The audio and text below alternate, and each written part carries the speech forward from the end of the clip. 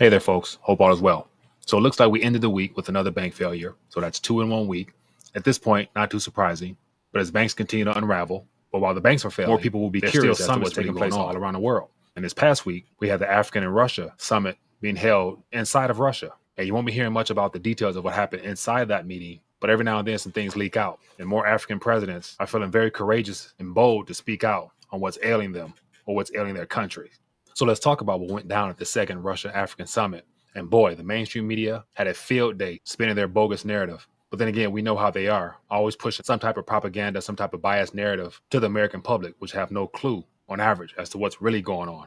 So there were talks and meetings at the summit to boost Russian partnerships in Africa, but the media continues to downplay Putin's impact on that region, making it seem like he's alone and isolated. Complete nonsense. The mainstream media will have you thinking that African leaders are running from Putin, but in actuality, they're running away from the United States and its dollar-focused hegemony over the world. But the media won't tell you that, will they? I don't think so.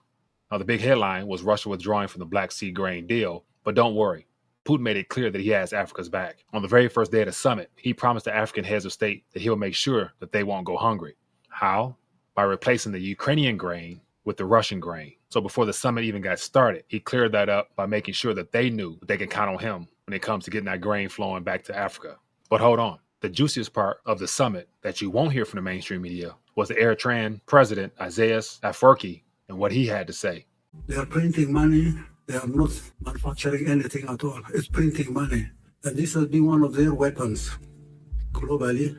The monetary system, the global monetary system, controlled by dollar and euro, has been used. Sanctions here, sanctions there, sanctions there, grabbing this account, grabbing that account, has been one of their tools.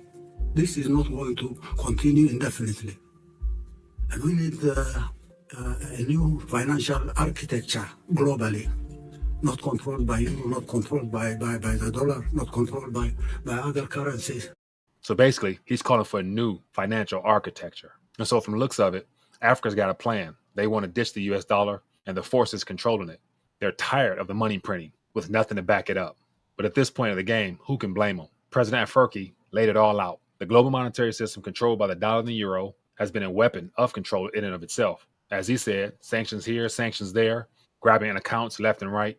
It's time for a change, a new global financial system that's not under the thumbs of one single currency.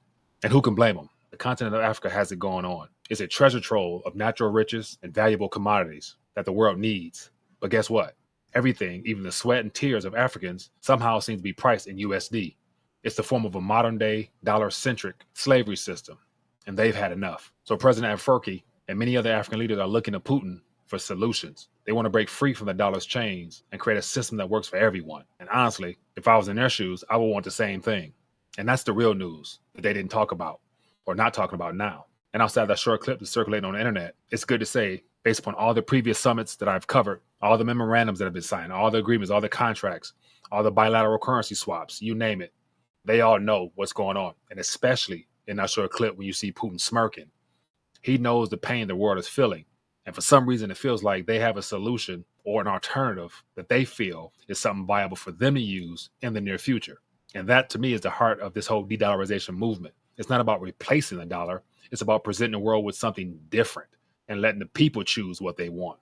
But then again, the West won't go with that without a fuss. So therefore, expect more chaos, possible false flags. We all know that the UN and the SDG, or Sustainable Development Goals, is the primary focus of all governments worldwide. So even though they're putting on this front as if it's about currency directly and the monetary system, we know well beyond that. The nations feel like they're up against the clock to accomplish this Agenda 2030. But at the center of all that, it appears to be currency is at the forefront of all these discussions. But then again, we'll have to wait and see how it all unfolds. But we do know the continent of Africa doesn't appear to be afraid to let their voice be heard and how they're rethinking not only the dollar, but all the other fiat currencies and the government forces that have kept them held down and drained their lands of its wealth and resources and giving them absolutely nothing. But anyway, just sharing with you some other things worth talking about. Curious to hear what you guys think. If you found value in this, hit that thumbs up button, share this, and I'll see you guys on the next video.